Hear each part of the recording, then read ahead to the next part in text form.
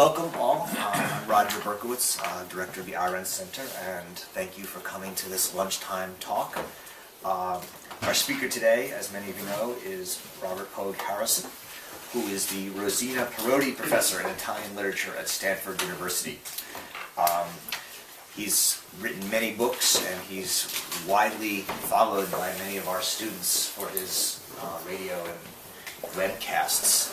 And so I've heard about him really from my students first, who take my courses on Heidegger and Arendt and Nietzsche, and then come and say, well, actually this guy at Stanford is saying something else, or saying something similar. But I listened to some of his podcasts recently on Hannah Arendt, and I was struck by the clarity of vision and beauty with which he wrote, talking about Arendt's commitment to thinking and solitude, topics that some of you know are dear to my heart in writing and thinking about Hannah Arendt. And so when Adam told me that Robert was going to be here and Joe had invited him to speak on Nietzsche, I asked, and he graciously agreed to come and do double duty and give us a short talk on passionate thinking in Hannah Arendt, which will then, we hope, lead into a wide-ranging discussion. He talks about gardens. This is his most recent book on gardens, about planting the seeds of thinking in one's soul, and on death, the meaning of death, and many other things. So I look forward to hearing it. So thank you very much. Thank you, Roger, for the invitation. I am really happy and honored to be in the center in Hannah Arendt's desk, and visited her grave earlier today. Thanks to Adam who was there. So what I had in mind today is to do something in the Arendtian spirit, which is more dialogical than monological, because I read Roger's piece on solitude and thinking in Hannah Arendt, and I realized that there was a lot of overlap and sympathy between what interests me, at least, in Hannah Arendt, which is her very rich and enfolded concept of thinking, and how thinking relates to all sorts of phenomena that you wouldn't necessarily associate with thinking. Friendship, for example, the realm of the civic, the police, citizenship, and then, of course, philosophy. And I would actually like some help in trying to see if I can make full sense of how she presumes to negotiate the role that thinking plays in these different domains, where it has different registers and different motivations, not to say different outcomes. So one article of hers that I've been especially taken with is this article of Philosophy and Politics that I came across a reference to when I was looking up Hannah Arendt in the index under the rubric of friendship. And this is an article that was part of 3 lectures that she gave at Notre Dame in 1954, and it's the 3rd part. And I think it's only been published, as far as I know, in this Journal of Social Research in the spring of 1990. And here she goes back to the question of Socrates as a thinker who, prior to Plato's co-optation of him, was actually not a philosopher in any Platonic sense, but was someone who believed that the vocation of thinking was to be in and among the citizens of his city, and to engage in a kind of one-on-one conversation, which is what the basis of dialectic would be, one-on-one conversation, the opinions of his fellow citizens. And here Hannah Arendt makes the point that to engage in the clarification of the opinions of your fellow citizens, that one uses dialogue in order to clarify things that are not necessarily clear to the person himself or herself. In the Greek polis, obviously himself, because it was a strictly male sort of sphere. And that Socrates did this as a vocation, really in a spirit of affirming the fact that opinions, although there is no ultimate stable foundation for them, the way Plato would subsequently want to use philosophy in order to provide absolute standards for judging truth, that the realm of opinion does belong to the public realm in a kind of democracy where persuasion has a political consequences, because you persuade people to a certain kind of consensus about policy.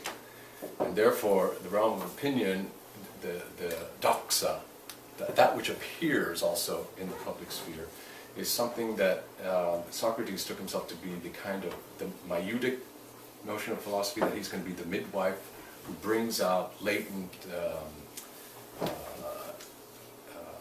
opinions in his fellow men by engaging in conversations that would, again, clarify that. And Hannah Arendt says that this sort of maietics or dialectics was an attempt on the part of Socrates to turn the citizens of Athens into a community of friends, because it's with friends that one thinks through certain issues without necessarily coming to conclusions. And this lack of this form that dialogue between friends takes, that doesn't come to a definitive conclusion, is how we should understand Plato's early dialogues, which themselves are based on this dialectic of question and answer, and many of his early dialogues end in an inconclusive moment where you're really left to think, the reader is left to think on his or her own about what has been raised. So thinking through a particular topic or a particular opinion is has a political consequences, obviously, for Socrates, but it's also, again, this turning the citizens into friends in a context where the Greek Athenian population was extremely agonistic and rivalrous and envy, and that it was not necessarily the case that friendship was at all what characterized the relations between citizens in Athens. So this idea that through thinking together one can create a community of friends, which is not a pre-given, is something that obviously she approves of greatly. And she believes, she goes on in this article to say that it's the trial of Socrates, which of course was the big crisis for philosophy and for Plato, that the trial and condemnation of Socrates by his fellow citizens has the same sort of importance in the history of philosophy as the crucifixion of Jesus does in Christianity. Because what Socrates' failure to persuade the jury of his own innocence and his subsequent condemnation horrified his disciples and Plato and made them despair of the polis as being a place where philosophy could ever really root itself or be at home. And therefore, she argues that with Plato there's this very aggressive and deliberate attempt to divorce philosophy from the political, and then to propose that philosophy be the new sort of foundation for the city, because if philosophy did not take control of power, then there would be no guarantee that the polis would ever remember the philosopher, and that therefore the immortality and the glory of the philosopher would be consigned to oblivion. Therefore, he writes the Republic as an attempt to show that the city is founded on mere opinion, divorcing opinion from truth, and that and creating all these distinctions that subsequently would go throughout the whole history of philosophy up through, for her, Heidegger and beyond, I suppose. And then it takes a very interesting turn, and this is where I'd like to, approach the question of passionate thinking, because from this idea of citizens engaging in dialogue with one another, she goes on to say that the only way one can really think with another is if oneself, as an individual, is already a thinking subject where I am in dialogue with myself in my solitude. And therefore the precondition, and I'd be happy to be corrected if Roger, for example, disagrees, but the way I read it is that the precondition for a thoughtful interchange with my friend, or my fellow citizen, is that I am two in one, and that I am constant dialogue with myself in terms of a thinking dialogue. And here she points along the way in something very interesting, that as opposed to the Kantian categorical imperative about, she says, Socrates did not have a concept of conscience per se, but he does say, the reason that you don't want to commit a murder is because would you like to live the rest of your life with a murderer?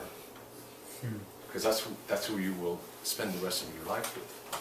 And if you don't believe that murder is an honorable thing, don't think that just because no one knows that you committed a murder that you're not going to have to pay a price for it, because you're going to have to be your own friend in yourself, and you're going to have to know that you're a murderer, and that if you are at all honest with yourself, you will not want to share the rest of your life with a murderer.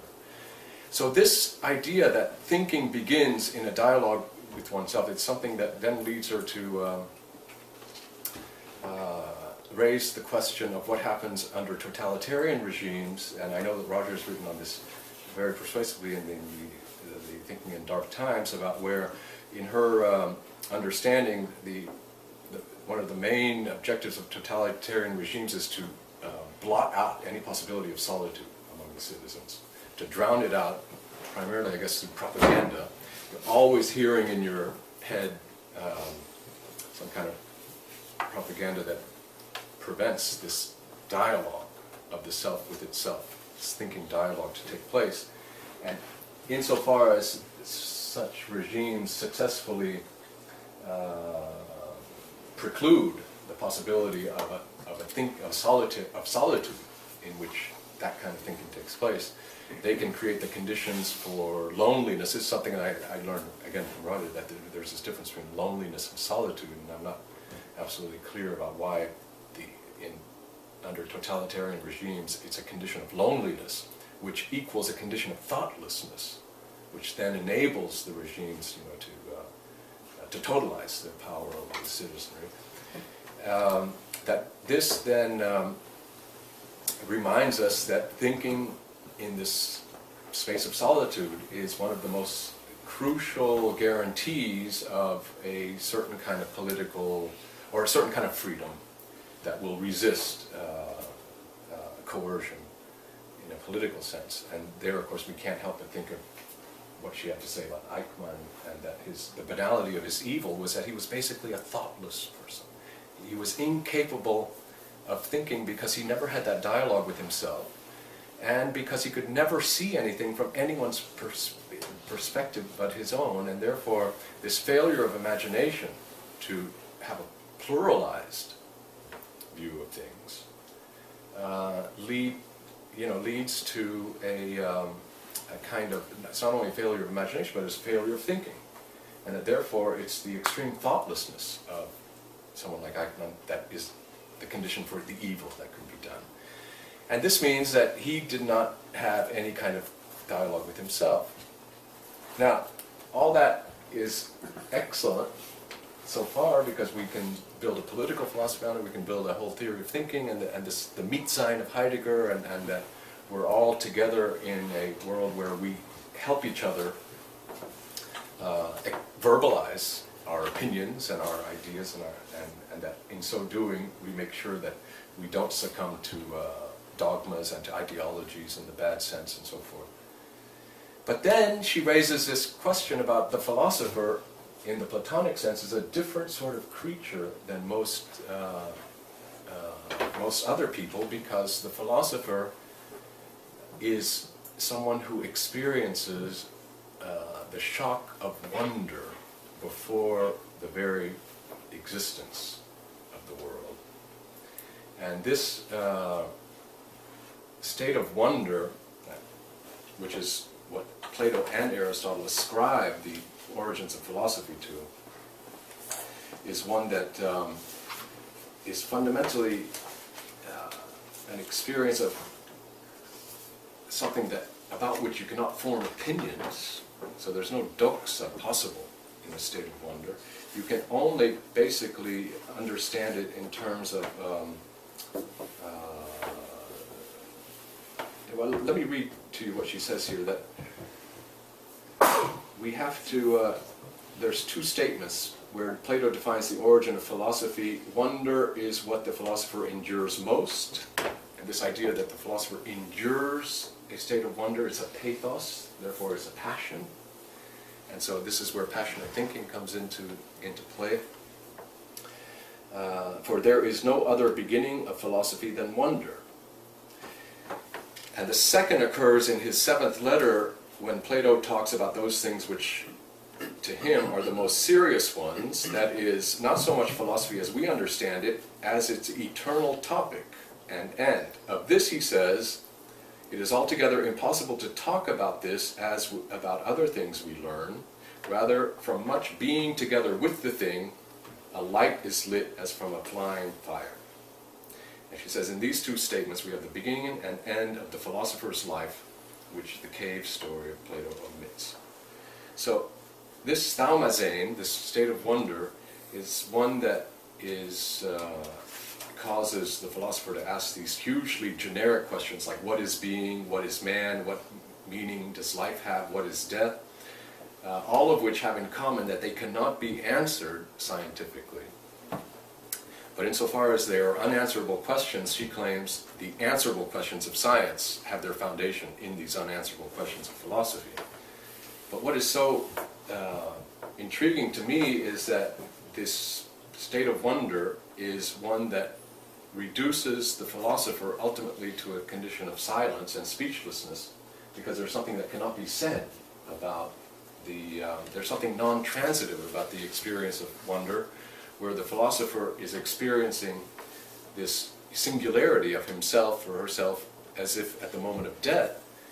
And this is intriguing, to say the least, because it seems to be a moment that takes the thinking outside of the political, outside of the realm of friendship, and outside even of the moment of the thinking dialogue with myself.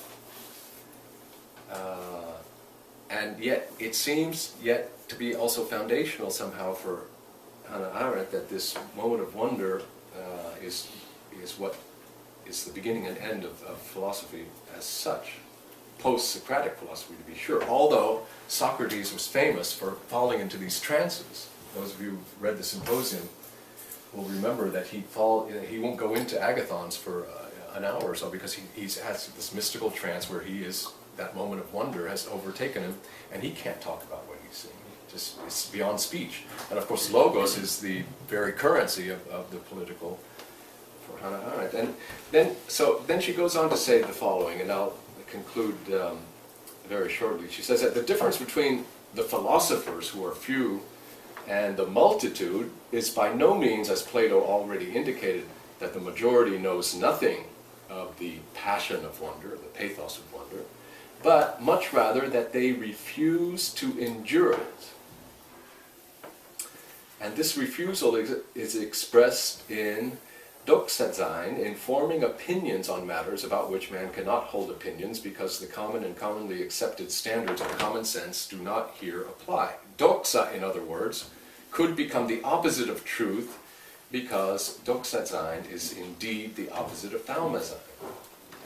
And so this willingness to endure the passion of wonder is, I think, intimately connected to her concept of passionate thinking, which she talks about in her experience of being a Heidegger student in the 20s, when all of a sudden this rumor started spreading all around,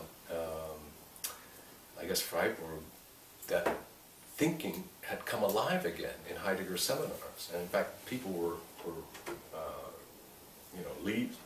leaving Husserl's seminars, and they were all kind of crowding into Heidegger, because there was a sense that passionate thinking, which she speaks of again as an enduring, that Heidegger's passionate thinking was allowing the tradition, the past, to come alive again. She speaks about all of a sudden, the past, the history of philosophy had come alive again in the presence of the philosopher who was bringing it up. Therefore, we were talking about the Middle Ages, and Heidegger, he could teach Duns Scotus, or he could teach Aristotle or Thomas Aquinas, whatever it is, and retrieve the unspoken and reanimate the past.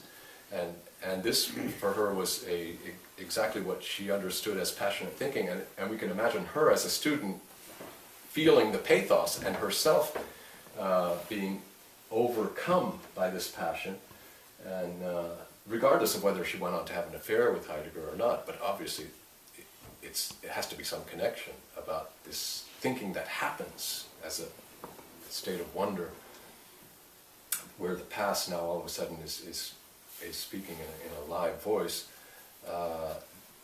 And this inability to speak about what that wonder is also something that I just thought I would throw out there as a question that we might be able to discuss about how, in a certain sense, untypical it is of Hannah Arendt to do a certain apologia of a state of wonder which is beyond speech and beyond human relations and beyond certainly the political sphere, it seems. And where does it leave any kind of theory of her notion of thinking as a whole? So I will suspend my opening remarks there. Well, thank you. I see Karen already is. Let's pause for 1 second.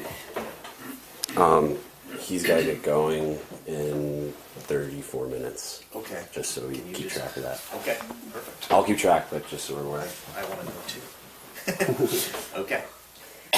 When you're talking both about Hannah Arendt's conception of a dialogue, not just between different people, but within the self, and then when you're talking about wonder, from what I understand, you're saying she kind of roots this in Plato, but it's making me think more of Augustine than of Plato, and I'm trying to understand that. I mean, because in Augustine it's so clear, kind of the passage where he talks about this. So where exactly is it in Plato? The kind of the inner dialogue or wonder. I'm just kind of wondering.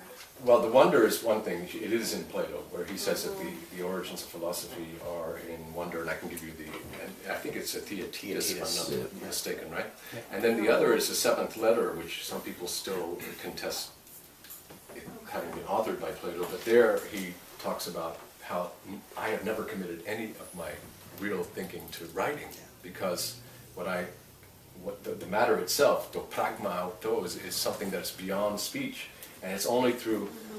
This is actually interesting because I write about that in Gardens. I have a chapter on Plato's Academy, and he thought that this thing itself, it's only through living together as a community of teacher and student, and a continuous dialogue between teacher and student, that all of a sudden then it'll be born. A spark will fly and the student will finally get it. It'll be beyond speech, beyond language, but dialogue or conversation, this ongoing conversation in the academy is something that will maybe enable it to ignite. And is that spark when it shifts from not just being a dialogue between two people, but within the self? Yes. I mean, is that... One can read this in the Republic as well. I mean, you can read the Republic as sort of a contest between Glaucon, who keeps saying, tell us what justice is, and Socrates keeps saying, I can't, until finally in the cave, parable at the end, he's sort of pointing to these three eidolon, these little images of the good now, and saying, well, I can't take you any further, and God, please take me further. And Socrates saying, eventually you have to see it for yourself. Yeah. And you can really see the idea of wonder how it's played in the Republic as well. Yeah, I know it's not very original to try to detect dodginess when Heidegger comes up, but what is the difference between wonder and enchantment? And what is the difference between wonder and enchantment and not thinking? In other words, in a totalitarian society, the goal of the rulers is, of course, to enchant people to the extent that they all stop thinking. And you were saying the real loneliness is the thoughtless person, but isn't it the other way around? The real loneliness in such circumstances is the one person who actually does try and think for himself, and is thus not only in real danger, but cast out of the community of enchantment. And Heidegger, I think one of the links people sometimes, I'm not an expert, but make between Heidegger's philosophy and his own enchantment with Nazism was perhaps not the best example of him trying to think. Yes, I think Roger could speak better about loneliness than I can, because she makes a distinction between loneliness and solitude. And Right. it's the solitary thinker who is the one who's doing the thinking, whereas loneliness is not particularly hospitable to thinking, if I get it right. Is that how you see it too? Yeah. So loneliness is, it can be, you can be in the midst of a huge crowd or a mass, or it could, loneliness and what you're calling enchantment could go very well together in her understanding. That's right. I mean, loneliness for her is, in a sense, a definition of enchantment. It's to be so.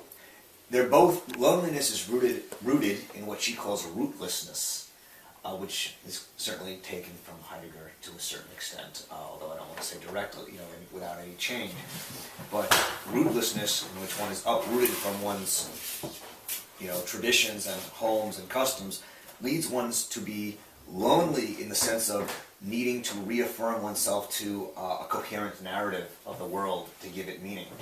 And so the lonely person is the one who's most of a joiner in movements and in enchantments, as I think you would call them. Whereas a person in solitude is one who stands back from all movements and all engagements and thinks for oneself with oneself. If that helps. Yeah, it seems an odd definition of loneliness, though, because surely the lonely person is the one who feels utterly alone and cast out of the community, whereas the solitary person it's a temporary state of somebody who can still be very much part of the community. Who wrote the book, The Lonely American Crowd? The Lonely Crowd. David Reisman. She takes her definition of loneliness largely from Reisman. The lonely person is the one who's rootless, lonely, and seeking connection. And in seeking connection becomes part of a mass, is the word she would use. Let Robert. I'd like to follow up on Ian's question. I think it's a beautiful image and, very clearly and well presented, this idea of passionate thinking as an event, something to endure, the idea of pathos, and not for everyone, for the true philosopher, and a sense at odds with common sense. But my question about it is a similar question I have to Nietzsche's critique of Kant's categorical imperative, in that, yes, you can expose the holes in it, but is it kind of like democracy and capitalism, the best that we have? In other words, for all its faults, what are you going to replace it with? Isn't reason a good place to go in terms of basing moral decisions? Because it seems this idea of passionate thinking does open up the potential for passion to replace thinking and for a slide into ideology, in that if you really, once you remove the kind of rational ground and it becomes about the investment of passion and all these things, can it then open the door for the kind of suasion and non-thinking that Ian sort of suggested? It may be sometimes it's good to cool the passions, as it were, and with something as socially and politically resonant as the kind of thinking she's describing here. Well, what I respond to in Hannah Arendt's thinking on this topic is that she makes it very clear that this kind of philosophical wonder is apolitical, and it's you cannot found a state on it, even though Plato wanted to. It's a big misunderstanding. And I think Heidegger here is implicit, because his mistakes, politically speaking, she sees in the grand tradition of the philosopher whose thinking, which is he's asking of ultimate questions, cannot be reduced to opinion. They can't be politically negotiated, and therefore they're really doomed to remain outside of the political sphere, and they should remain outside of the political sphere. So I don't think she would encourage trying to create the new republic on the basis of these things. Heidegger's misunderstanding Yeah, I think from her point of view was just like Plato's, that he could, go to Dionysus in Sicily and maybe translate his theory of the philosopher ruler into a reality. But that's a misunderstanding if you read her on how this experience of wonder severs all your connections with the fellow men, and perhaps even yourself. And I know for a fact that Heidegger's whole concept of angst and being in time is taking over Thalmazein from Aristotle, even more than Plato, and saying that, yes, this is what wonder is, a state of dread, where all of a sudden all my coordinates of my identity and everything is put into a crisis. And I hear the call of my own death and nullity, but what can you do with that politically? Well, no. Politics belongs to opinion, doxa, negotiation, consensus building, and I think so. I think she's warning us against the trying to politicize wonder. I think this maybe sort of follows on that in an odd way.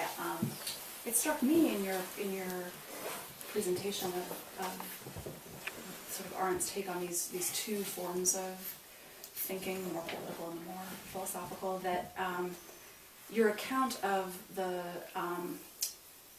of political thinking through together, of friendship, almost seemed to drain some of the passion that I usually associate with Arendt on that form of thinking out of it.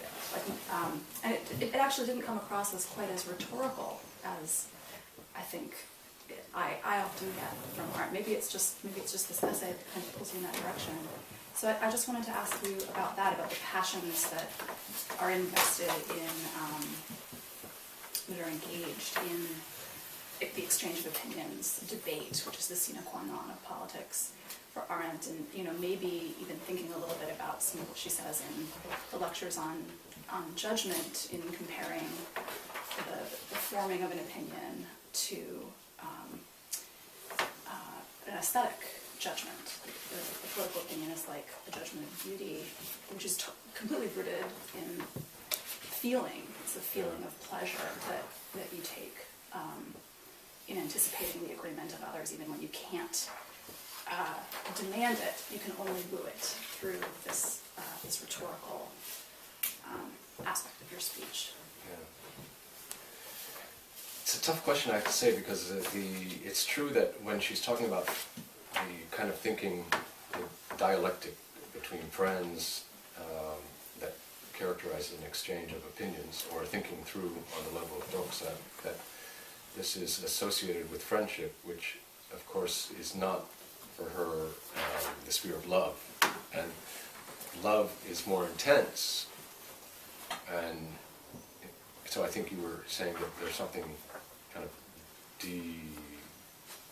de-intensified about the account of dialogue between friends that I presented. Is that it? I guess it's more of a question of how you see the passions as right.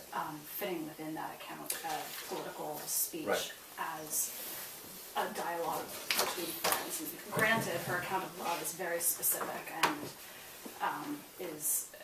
she's very interested in insisting upon how the intensity of passions in a love relationship are themselves depoliticizing. The kind of distance that you need in order to actually have a debate is sort of destroyed by the closeness in romantic love. So friendship has more distance, I would imagine, but that doesn't mean that there isn't a kind of a passionate dimension to that form of thinking. And I just wonder how, if you entertained the passionate side, the passionate dimensions of that side of thinking, how it might compare with or fit differently with the passion that you're describing in wonder, in the philosopher's form of thinking. Well, clearly when she speaks about passionate thinking, she's using the word passion, returning it to its root in a kind of passivity. So I don't want to say it's the opposite of the vita activa. It's not the opposite of the active life, which is the political life. But there is something that already signals in the word itself that this is a kind of thinking that is not part of the agora. It's not part of the public sphere, where you, and the kind of exchange of opinions among friends is something that has a political context, if not subtext to it. And therefore, it's part of the active life. And whether passionate thinking can be part of the active life or not, I'm not sure. I would probably suspect that she wants to keep it separate from the active life, but I don't know. Well, it's actually, I think this is really interesting and important, because you asked before how untypical of Hannah Arendt to do an apologia for, speechlessness. Right. And yet, in the human condition, we're told that there's three conditions without which humans are not humans. There's labor, work, and action. And then we're told that there's a fourth, thinking, Right. which is what she's going to do, but is not one that is part of that, not one that is so central that we're going to talk about it as part of the Vita Activa, and yet she also wants to say it's active in a very important way.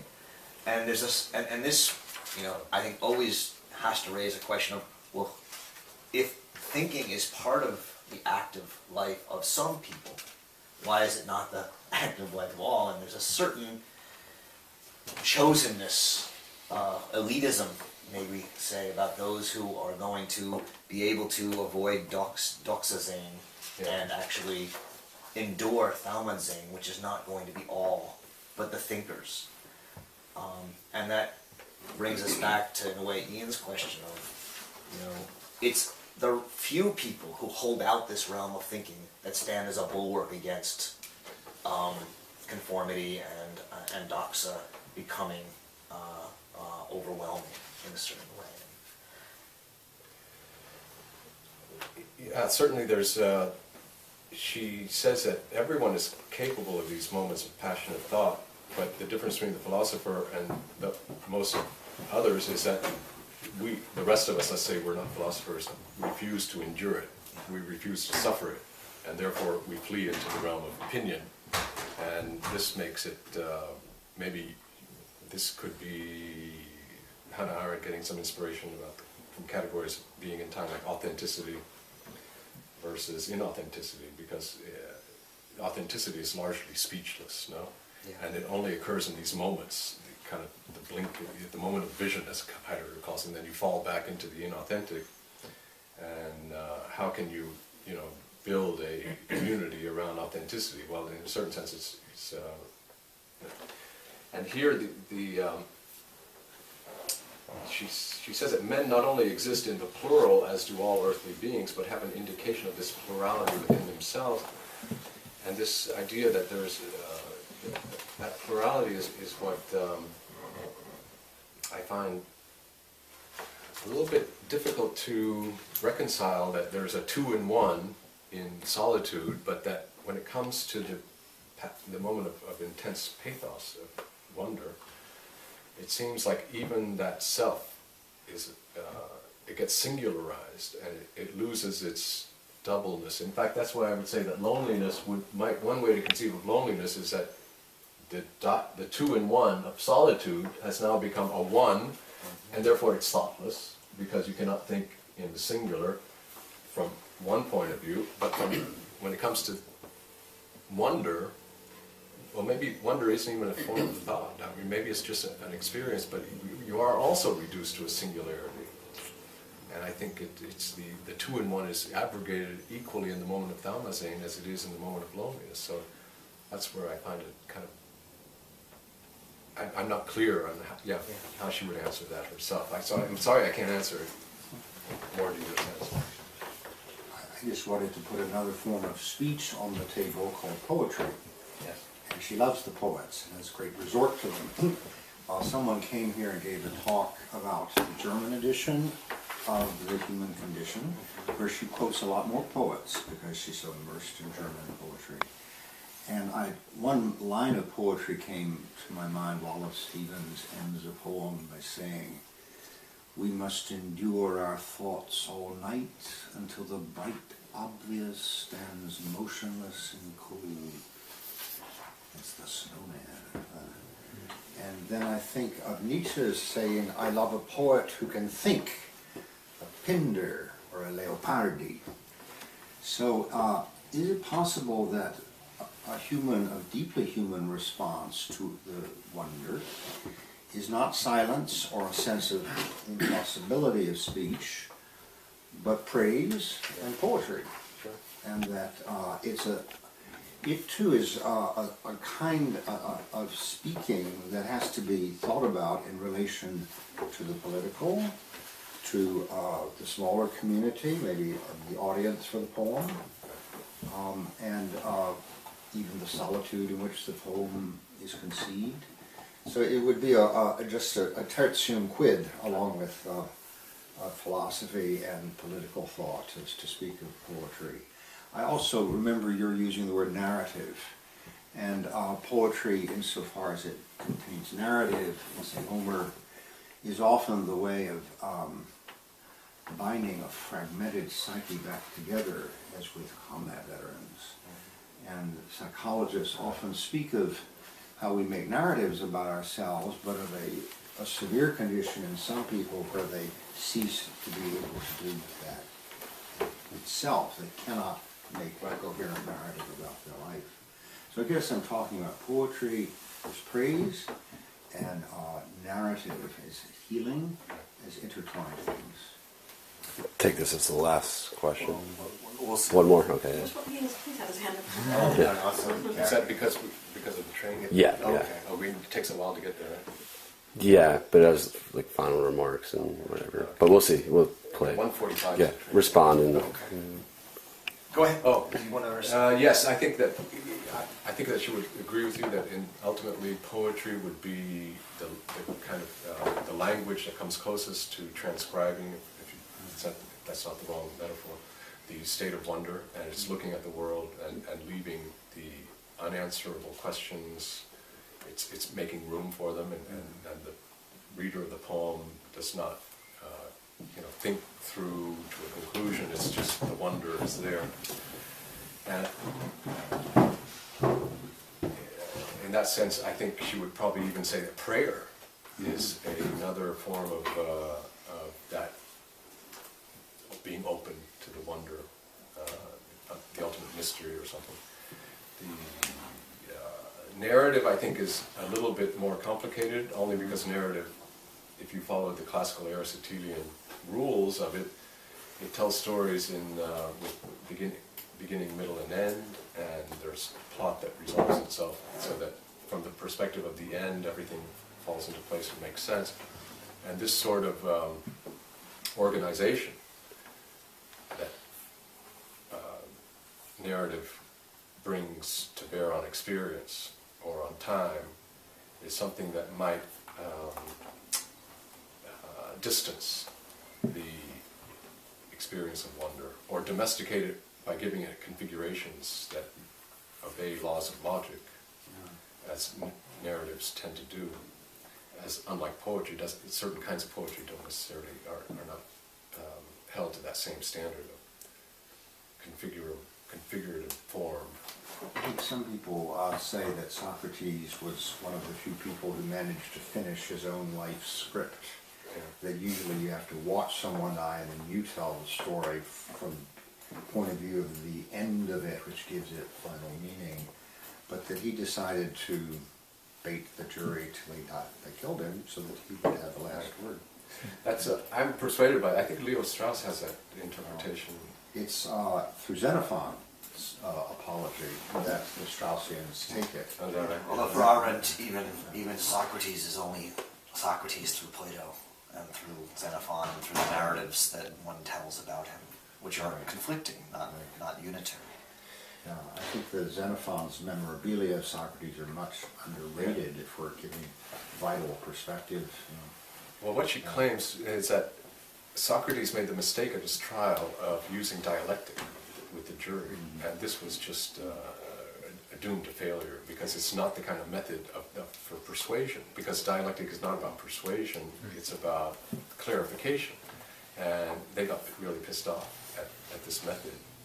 And Xenophon implies that he spoke very proudly because he wanted to die and he wanted to piss them off, and so he wasn't really making a mistake. Exactly, I'm kind of persuaded. But coming to the end, the last act of Socrates, according to apocryphal stories, that he was learning a melody on the flute and trying to learn it. And his disciples said, "But Socrates, what possible good will it do you to learn this melody as they're preparing the hemlock?" And he doesn't have an answer to that question, but for me, it's like it embodies a sense that the learning, the ultimate teacher's lesson, is that the learning process is an end in itself, and that you learn things just right up until the time you die, not because they're going to serve some purpose beyond themselves, but just because it's learning. Yeah, hopefully it'll be quick. Yes, please. Yeah, wonder is something that I thought about a lot, and I think a lot about more.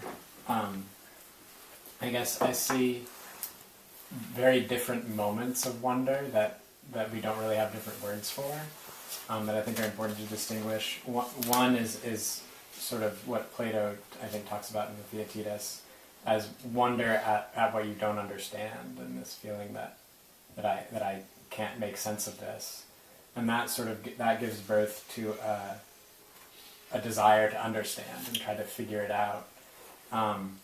But oftentimes I feel like the process that you go through to figure out almost produces its own sense of wonder. And that once we can take what we didn't understand and now sort of have a place for it, everything clicks in, and we have this sense of everything belonging where it is.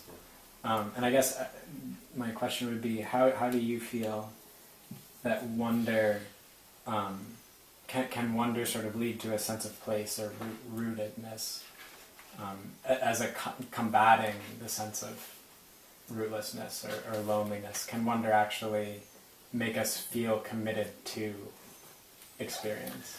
Well, Heidegger certainly thought so, because he believed that, and when he writes on Hölderlin's Homecoming Elegy, it's clear that the only way you can really become at home is if you listen to the voice of the poet who has traveled afar and has estranged himself and comes back with tidings from basically death or the angels. But you have to be attuned to something that's outside of your homeland, and it's only through a process of estrangement from the homeland that you actually can be at home there for the first time, and that would probably connect it to some kind of experience of, if not wonder, then certainly an estrangement that's very close to the state of wonder, I would imagine. Yeah. So, and certainly Hannah Arendt's biography would seem to confirm that this sort of estrangement, of homelessness and rootlessness, is something that enabled her to find the kind of roots she did in thinking, and be the kind of thinker she was. Can I ask one last quick one or not? Yeah, go. I want to, in a sense, pursue that with this question that Ian was asking before about the dangers of her thought, Yeah. to the extent there is. And I think one of the ways to do that is to look at her most controversial essay, The Little Rock, The Little Reflections on Little Rock, which is very much, as far as I've read the essay, an attempt to say, if thinking in solitude, which is, as you said, non-political or apolitical, pre-political, it's the prerequisite, requires that in solitude we allow people to think terrible thoughts. We allow them to become rooted, to become wonder and become racist, become whoever they are in their root, and then enter the public world as that person who can then disagree and argue as friends in a polis. And so she makes the case that you have to let prejudices be prejudices in the private sphere, and not impose your sort of social and political ideas of equality in that private sphere. Because you have to risk letting people develop in sort of horrible but also great ways in order to create people who think and therefore can oppose the social at some point. And I'm just wondering, A, if that's how you read her, and B, do you agree? I mean, is that risk of letting the private be much more extreme something that you think is important as in your idea of passionate thinking? Well, the way I read that Little Rock essay is more about, it's the only place in her corpus known to me where the social is not this blob and this negative thing, that she redeems the value of the social by connecting it to the freedom of association. And the private sphere does not have that freedom of association, because you are born into your family and the kin, and you're in a certain sense condemned to them. And it's a sphere of idiosyncrasy. And that idiosyncrasy can take the form of racism, but it's, you know, it's that private sphere, it's okay, because it's not the public sphere, which is the sphere of equality before the law. Now, this social thing is very interesting, because in that she defends the rights of Jews to go to all Jewish clubs or resorts, or if I want to go to a resort which is all Jew, or for the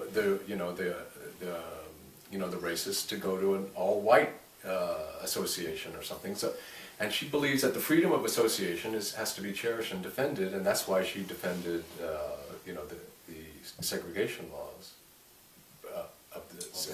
The anti-integration, not the segregation, but and she said, now when it comes to the question of the law with the public, then it's much worse that there was still the intermarriage between blacks and whites was not forbidden by law.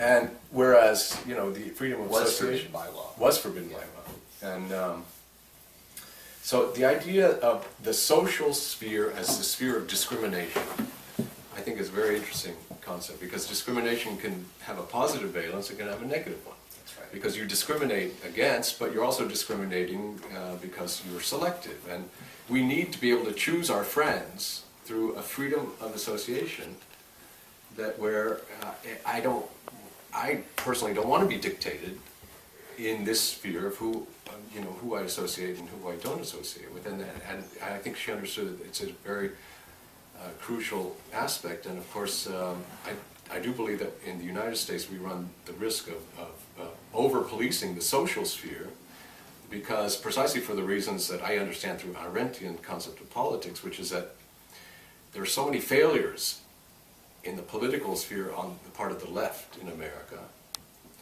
just because we just can't get it, it's a different game, we don't play it well, things like that, and therefore there's this aggressive colonization of, let's say, call it the social sphere, the schools and,